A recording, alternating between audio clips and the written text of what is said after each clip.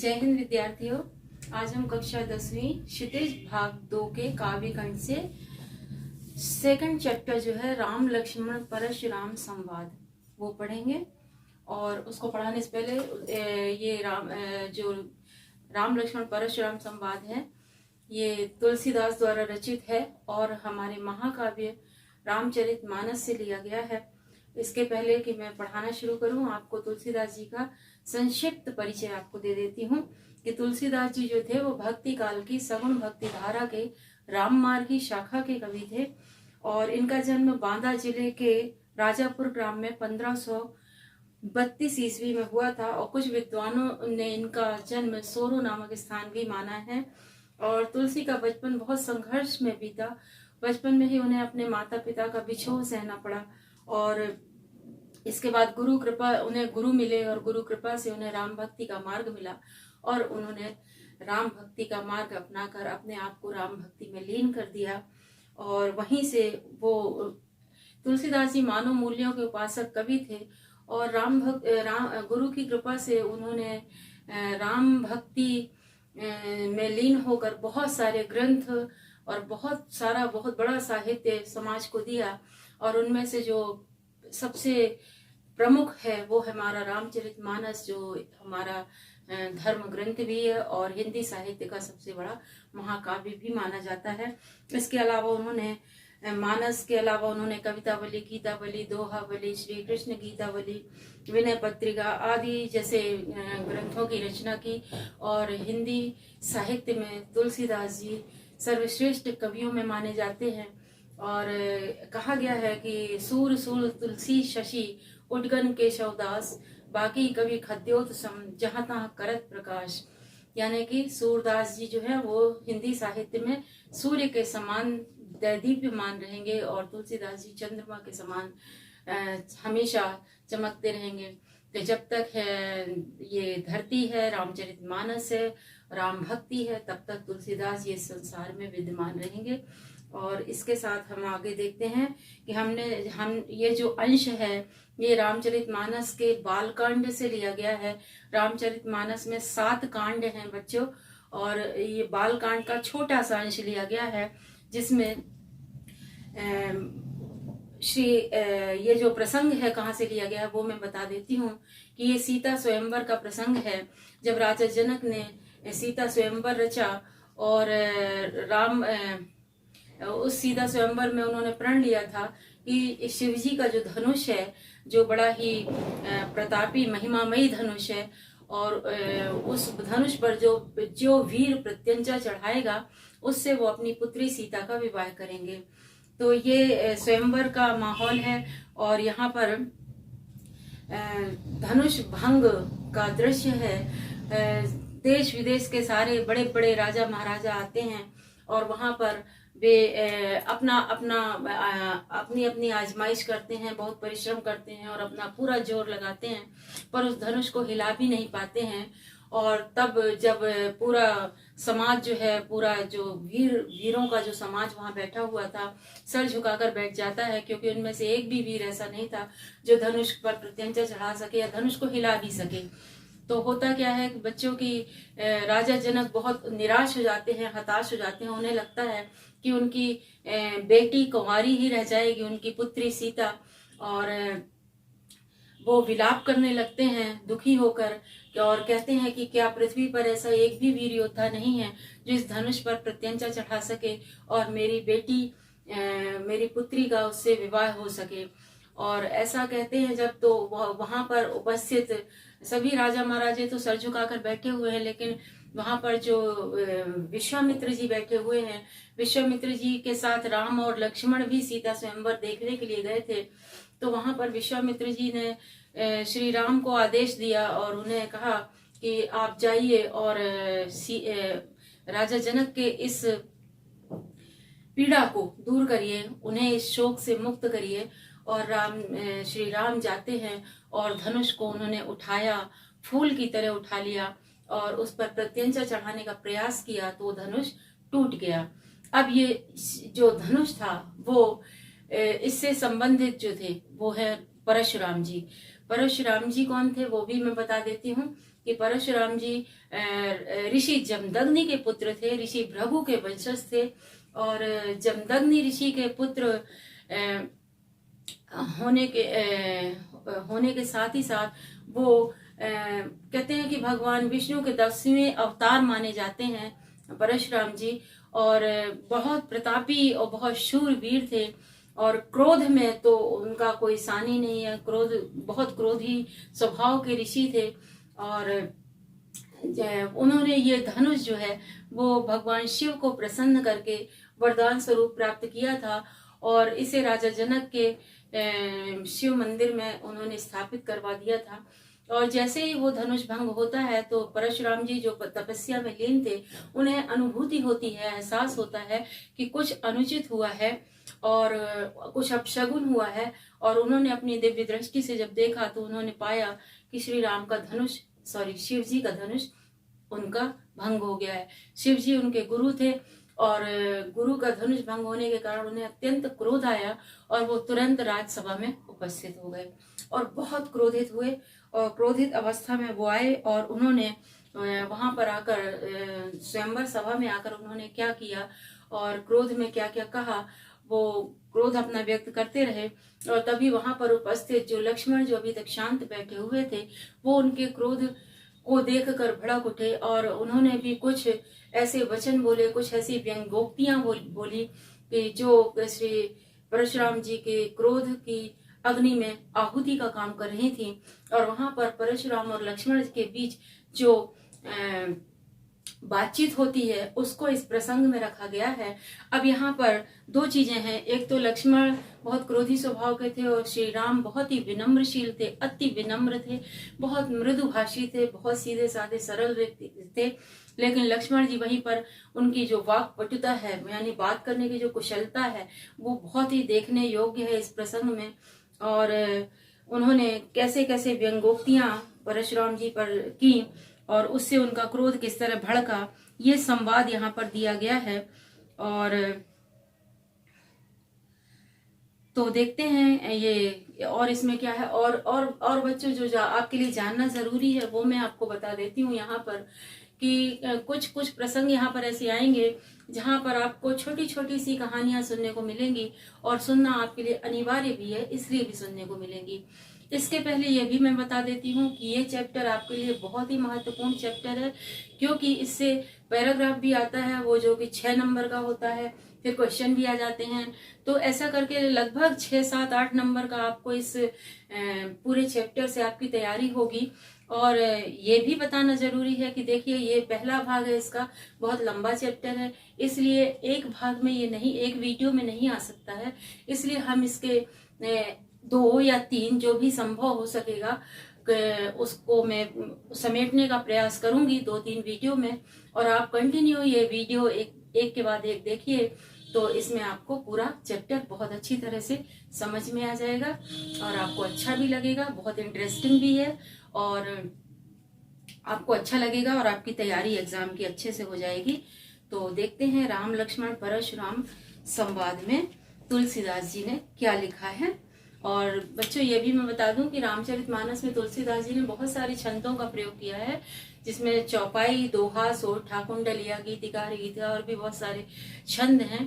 तो हम लोग जो पढ़ने जा रहे हैं वो चौपाई छंद है और बीच में 2 लाइन का दोहा छंद दिया हुआ है। 8 चौपाइयां हैं, उसके बाद एक दोहा है, फिर 8 चौपाइयां, फिर एक दोहा है। तो ये क्वेश्चन भी एग्जाम में आता है कि उपर्युक्त पंक्तियों में किस छंद का प्रयोग किया गया है। तो आप इसको लिखेंगे चौपाई छंद और दोहा छंद। ठीक है, अवधि भाषा है, अवधि भाषा में तत्सम और तद्भव शब्दों का समावेश है। तो देखते हैं राम लक्ष्मण परशुराम संवाद। तो यहाँ पर शुरू होता है कि जब परशुराम जी आते हैं और अत्यंत क्रोधित होकर पूछते हैं कि मेरे गुरु शिव का धनुष किसने भंग किया है, तो वहां पर श्री राम अत्यंत विनम्र होकर सामने आते हैं और कहते हैं, देखिए क्या कहते हैं, नाथ शंभु धनु भंजनी हारा, होई है को एक दास तुम्हारा। नाथ मतलब स्वामी, हे नाथ, शंभु धनु शिवजी का धनुष, शंभु यानी शिव, शंभु धनु यानी शिवजी का धनुष, भंजनी हारा भंग करने वाला, तोड़ने वाला, होई है यानी होगा, को मतलब कोई, एक दास तुम्हारा, दास यानी सेवक।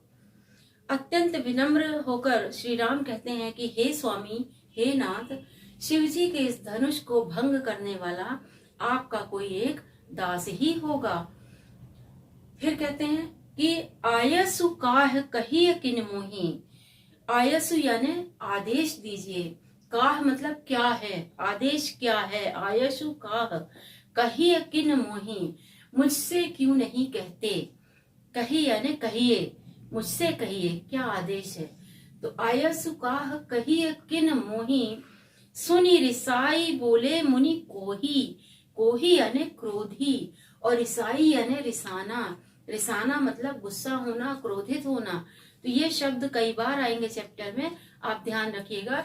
रिसाई, ऋषि, सरोष ऐसे शब्द आएंगे। और कोही यानी क्रोधी, ये अवधि भाषा है, तद्भव शब्द है। तो सुनी रिसाई, सुनकर, क्या सुनकर, श्री राम के वचनों को सुनकर परशुराम जी अत्यंत क्रोधित होकर, रिसाकर, गुस्सा होकर बोले मुनि को ही, यानी क्रोधी मुनि परशुराम जी श्री राम के वचनों को सुनकर अत्यंत क्रोधित होकर बोले।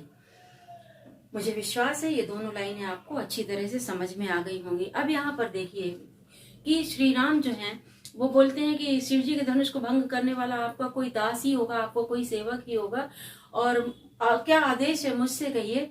तो ये इनडायरेक्टली वो ये बता रहे हैं कि शिव जी के धनुष को भंग करने वाला मैं ही हूँ, आपका दास हूँ, और मुझे आप आदेश दीजिए कि क्या है, क्या करना है। डायरेक्ट नहीं बोलते हैं। इसके बाद क्या होता है, क्रोधित होकर परशुराम जी क्या बोलते हैं, कहते हैं सेवक सो जो करे सेवकाई। हे राम सुनो, सेवक वो होता है जो सेवा के कार्य करे।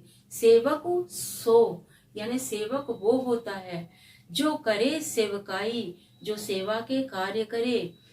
पर ये जो धनुष का तोड़ना है ये कोई सेवा का कार्य तो है नहीं, ये तो शत्रुता का कार्य है जिसने भी किया है।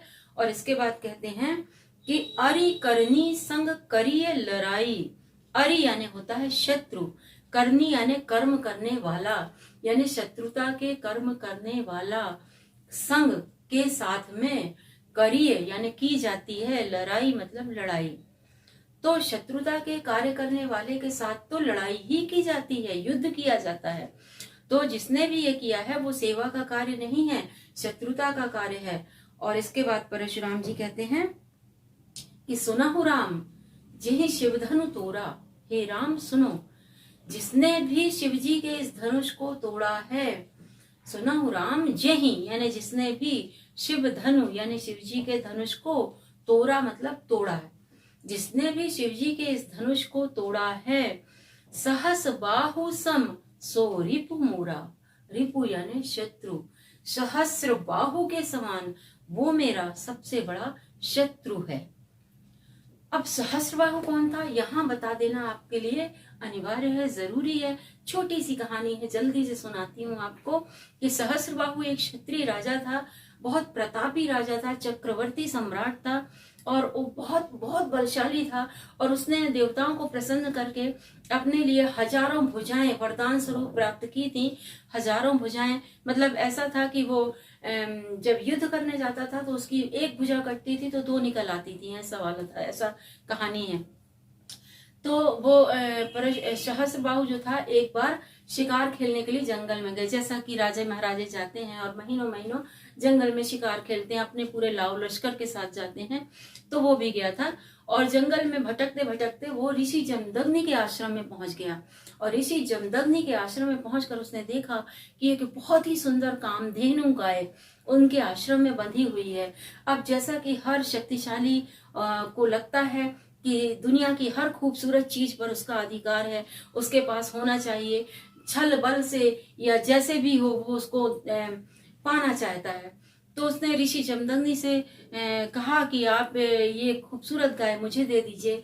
और उसने सोचा कि ये ब्राह्मण क्या करेगा, इतनी सुंदर गाय इसके आश्रम में क्या कर रही है, ये तो मेरे राजमहल में होनी चाहिए। तो ये सोचकर उसने बोला कि ये गाय आप मुझे दे दीजिए और इसके बदले मैं आपको सहस्रों गाय दे दूंगा, राजमहल से आश्रम में भिजवा दूंगा। पर ऋषि जमदग्नि ने गाय देने से साफ इनकार कर दिया, क्योंकि गौ माँ के समान होती है और माँ किसी को देने के लिए नहीं है होती है, माँ पूजनीय होती है। तो ये कहकर उन्होंने इनकार कर दिया कि वो गाय नहीं देंगे। जब उन्होंने इनकार कर दिया तो जैसा कि शक्तिशालियों की मानसिकता होती है, उसने सहस्रबाहु ने अपना बल प्रयोग किया और उन्हें मारा पीटा और वो गाय लेकर चला गया। अब परशुराम जी जब आते हैं और उसने जमदग्नि ऋषि का वध कर दिया और गाय लेकर चला गया।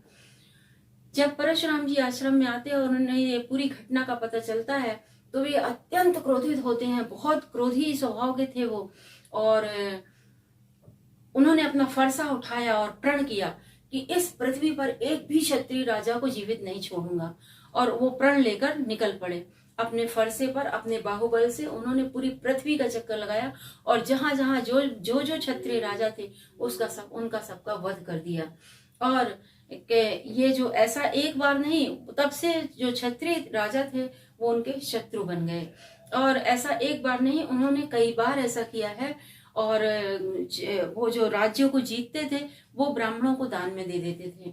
ब्राह्मण क्या करते थे, फिर वो क्षत्रियों के जो वंशज थे उनको वो राजगद्दी पर बिठाल कर अपनी धर्मानुसार वो राज्य का संचालन करवाते थे।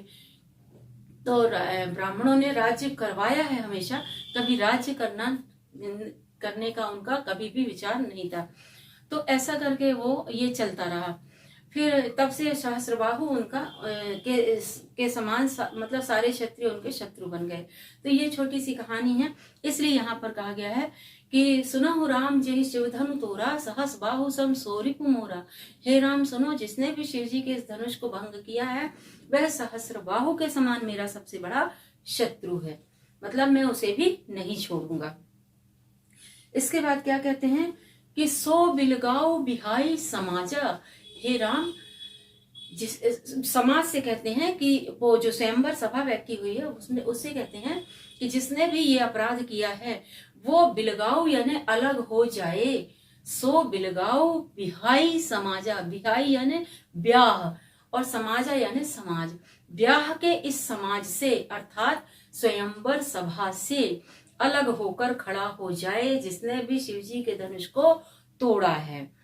ठीक है। अब बच्चों ऐसा होता है ना, क्लास में भी कई आप देखते हैं कि जब कोई बच्चा कोई गलती करता है या कोई उधमबाजी करता है तो टीचर्स क्लास में आते हैं कि वो किसने किया है, जिसने भी किया है वो इस क्लास से अलग होकर सामने आ जाए और नहीं तो इसका पनिशमेंट जो है वो पूरी क्लास को भोगना पड़ेगा। तो ऐसा होता है, ठीक वैसा ही माहौल वहां पर था। उन्होंने कहा कि जिसने भी शिवजी के इस धनुष को तोड़ा है वो इस समाज से अलग होकर खड़ा हो जाए। फिर आगे क्या कहते हैं वो, न त मारे जई हैं सब राजा, नहीं तो यहाँ पर उपस्थित सारे राजाओं का मैं वध कर दूंगा। जिसने भी किया है वो अलग होकर खड़ा हो जाए, नहीं तो मैं यहाँ पर उपस्थित सारे राजाओं का वध कर दूंगा। इसके बाद वो कहते हैं, जब वो ऐसा कहते हैं तो वहां पर जो लक्ष्मण जी विराजे हुए हैं, बैठे हुए हैं, सुनी मुनि लखन वचन, सुनी मुनि वचन लखन मुस्काने। महर्षि परशुराम के इन वचनों को सुनकर लखन को ऐसा लगा कि महर्षि के जो शब्दों में है वो अहंकार झलक रहा है। तो लक्ष्मण जी मुस्कुराने लगे। क्यों मुस्कुराने लगे? उन्हें लगा कि ये तो ऐसे कह रहे हैं कि सब मारे जाएंगे, जैसे कोई गाजर मूली है कि वो काट के अलग कर देंगे सबको। तो इसलिए वो मुस्कुराने लगे। सुनी मुनि वचन लखन मुस्काने, मुनिवर के इन वचनों को सुनकर लक्ष्मण जी मुस्कुराने लगे। फिर क्या कहते हैं, बोले परस उधर ही अब माने। परस उधर ही यानी परसा को धारण करने वाले परशुराम जी के लिए वो कुछ अवमानना पूर्ण वचन कहने लगे। अवमानना करना यानी अपमान करना, तो कुछ अपमान पूर्ण वचन वो कहने लगे। कौन? लक्ष्मण जी। क्या कहने लगे? कहते हैं, बहुधनु ही तोरी लरिकाई। हे ऋषिवर, लरिकाई यानी लड़कपन में, बहु यानी बहुत सारी, धनुही यानी धनुइया। धनुइया मतलब जो छोटे बच्चे खेलने के लिए छोटे छोटे धनुष बाण बना लेते हैं, तो उसको कहते हैं धनुष का छोटा रूप धनुही। तोरी यानी तोड़ी, लड़िकाई यानी लड़कपन में, बचपन में। बहु धनुही तोरी लड़िकाई, कबहु न असी ऋषि कीन गोसाई। कहते हैं कि हमने बचपन से लेकर आज तक बहुत धनुइयां तोड़ी हैं।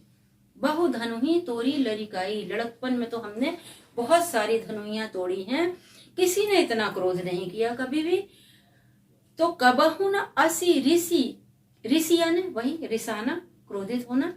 कीन यानी किया, गोसाई यानी हे ऋषिवर, हे मान्यवर, आपने कभी इतना क्रोध नहीं किया। हमने तो बचपन से हम धनुइयां तोड़ते आ रहे हैं, कोई नई बात नहीं है हमारे लिए, पर आपने तो कभी इतना क्रोध नहीं किया। फिर वो कहते हैं लक्ष्मण जी, यही धनु पर ममता के ही हेतु, यही धनु पर, इसी धनुष पर आपकी इतनी ममता क्यों है, इतना मोह क्यों है आपको इस धनुष से? यही धनु पर ममता के ही हेतु, के ही हेतु, हेतु यानी लिए, किस लिए आपकी इतनी ममता है इसी धनुष पर? हमने तो बहुत धनुई तोड़ी हैं, पर आपने तो कभी इतना क्रोध नहीं किया। फिर कहते हैं सुनी रिसाई कही भृगुकुल केतु। ये सुनकर रिसाई यानी क्रोधित होकर भृगुकुल केतु ने कहा। अब ये भृगुकुल केतु कौन है? भृगुकुल के केतु, केतु यानी होता है ध्वजा, झंडा, पताका। तो जो झंडा होता है, ध्वजा होती है, वो किसी भी समाज की, देश की, धर्म की, पार्टी की, वो उसकी पहचान होती है, उसका गौरव होती है, उसका सम्मान होता है। तो यहाँ पर परशुराम जी के लिए जो ये संबोधन दिया गया है, भृगुकुल केतु यानी ऋषि भृगु के कुल के गौरव स्वरूप भगवान परशुराम जी बोले। सुनी रिसाई, कैसे बोले? क्रोधित होकर बोले, रिसा कर बोले, गुस्सा होकर बोले। कह भृगुकुल केतु, भृगुकुल केतु यानी ऋषि भृगु के कुल के वंश के गौरव श्री परशुराम जी कहते हैं। क्या कहते हैं? कहते हैं रे नृप बालक, नृप यानी राजा, बालक यानी पुत्र, राजा का पुत्र यानी राजपुत्र यानी राजकुमार। बोलते हैं रे नृप बालक, अरे राजपुत्र, कालवश, तू लगता है काल के वशीभूत हो गया है, तेरे सिर पे काल मंडरा रहा है। बोलत तो ही न संहारी, इसीलिए तू संभाल कर बात नहीं कर रहा है, सोच समझ कर बात नहीं कर रहा है, जुबान संभाल कर बात नहीं कर रहा है। रे नृप बालक कालवश, बोलत तो ही न संहार, अरे राजपुत्र, लगता है तेरे सिर पे काल मंडरा रहा है, इसलिए तू जुबान संभाल कर बात नहीं कर रहा है, सोच समझ कर बात नहीं कर रहा है। फिर कहते हैं परशुराम जी कि धनु ही सम त्रिपुरारी धनु। किसका धनुष है ये? तीनों लोकों के स्वामी त्रिपुरारी का धनुष है ये, अर्थात भगवान शिव का धनुष है ये। तो धनु ही सम त्रिपुरारी धनु, विदित सकल संसार। ये जो धनुष है ये पूरे संसार में विख्यात है, विश्व विदित धनुष है ये, भगवान शिव का धनुष है ये, त्रिपुरारी का धनुष है ये। और इसकी तुलना तो बचपन में खेलने वाली धनुइयों से कर रहा है। कितने अपमान की बात है उनके लिए।